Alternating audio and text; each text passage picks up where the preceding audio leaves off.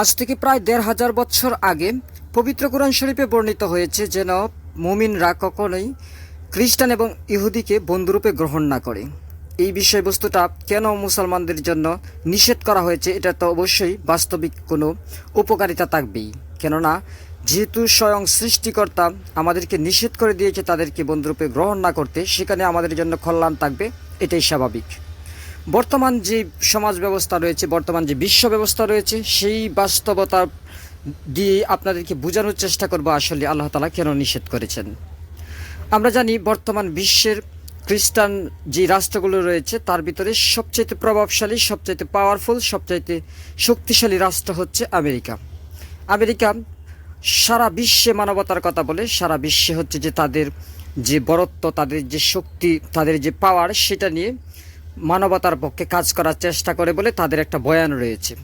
আমরা বাংলাদেশ ইস্যুতে দেখেছি গত বৎসর তারা বেশ কিছু প্রসঙ্গে তারা এই স্বৈরাচারী সরকারের বিরুদ্ধে কথা বলেছিল, সেটাকে আমরা স্বাগতম জানিয়েছিলাম। কিন্তু শেষ অবধি যদিও ভারতের হস্তক্ষেপের কারণে হোক কিংবা তাদের নীতি হঠাৎ করে কেন জানি বদলে গেল এবং তারা বাংলাদেশের উপর থেকে চোখ ফিরিয়ে নিয়েছিল, সেটা হচ্ছে ভিন্ন একটা প্রসঙ্গ। আজকে যে প্রসঙ্গটা নিয়ে কথা বলতে চাই, গতকালকেই হচ্ছে যে হিজবুল্লাহর যে প্রধান হাসান নাসিরুল্লাহ, তাকে হত্যা করেছে ইহুদিরা অর্থাৎ ইসরায়েল। এই হত্যা করার জন্য যদিও আমেরিকা সরাসরি তাদের উপর দায় নেয় না বা তারা সেটার সাথে জড়িত আছে বলে স্বীকার করে না, কিন্তু হত্যা করার পরই অল্প কিছু সময়ের ভিতরেই স্বয়ং বাইডেন এবং কমলা হ্যারিস তারা বিবৃতি প্রকাশ করেছে, কথা বলেছে, কিছুটা উল্লাস করেছে। এখন আমার কথা হচ্ছে যে সারা পৃথিবীতে আমরা যেটা জানি যে বিচার বহির্ভূত হত্যা কোনোভাবেই মেনে নেওয়া যায় না, এইটার বিরুদ্ধে সবচাইতে স্ট্রংলি কথা বলে হচ্ছে আমেরিকা। কিন্তু একটা সংগঠনের হোক, সশস্ত্র সংগঠনের হোক, কিন্তু তাই বলে তাকে মেরে ফেলতে হবে এবং মেরে ফেলার পরে এরকম সর্বোচ্চ পর্যায়ের একজন ব্যক্তি এসে উল্লাসিত হয়ে কথা বলবে, সেটা কোন ধরনের মানবতা?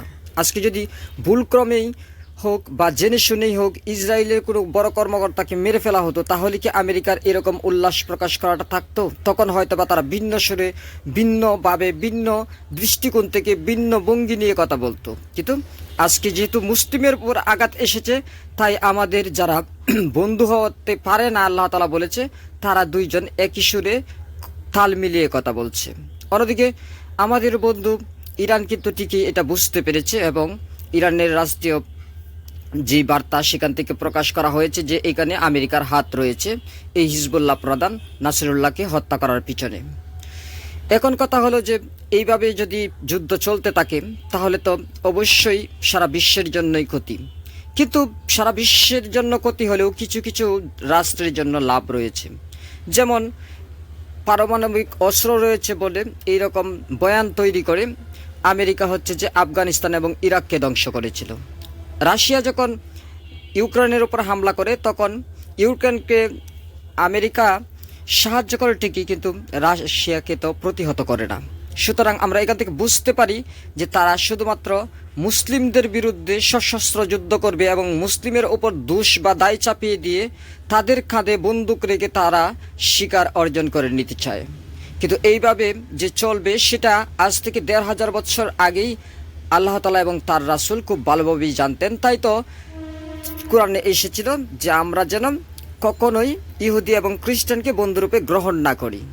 সো এই সব ঘটনা থেকে যদি আমরা শিক্ষা গ্রহণ করতে পারি তাহলে আমরা এটা খুব ভালোভাবে বুঝতে পারবো যে পবিত্র কোরআন শরীফ নির্ভুল এবং সঠিক, সেটা আরও একবার প্রমাণিত হলো। তার পাশাপাশি হচ্ছে যে আমরা যদি চোখ কান খোলা রাখি তাহলে তাদের অনিষ্ট থেকে, তাদের আগ্রাসন থেকে, তাদের ক্ষতির হাত থেকে, তাদের সর্বনাশের হাত থেকে আমরা নিজেদেরকে কিছুটা হলেও বাঁচাতে পারবো। যদি সারা বিশ্বে মুসলিম রাষ্ট্রগুলি এক হতে পারতো তাহলে হয়তোবা এরকম দুর্দিন দুঃসময় আমাদের সামনে আসতো না।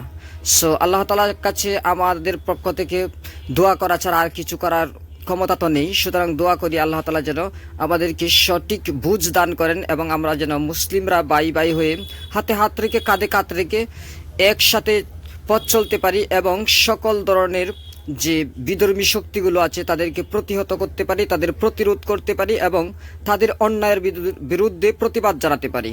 আজকের ভিডিও কানে কেমন লেগেছে অবশ্যই কমেন্টস করে জানিয়ে যেতে বলবেন না। যদি সামান্যতম ভালো লেগে থাকে তাহলে ভিডিওতে একটি লাইক দিয়ে বন্ধু বান্ধবের সাথে শেয়ার করবেন। আপনি যদি আমাদের নতুন শ্রোতা দর্শক হয়ে থাকেন তাহলে চ্যানেলটি সাবস্ক্রাইব করে বেল আইকন প্রেস করে রাখুন, তবে নিত্য নতুন ভিডিও সবার আগে পেয়ে যাবেন। সকলে ভালো থাকুন, সুস্থ থাকুন, কথা হবে নেক্সট টাইম। আজকের মতো বিদায়, আল্লাহ হাফেজ।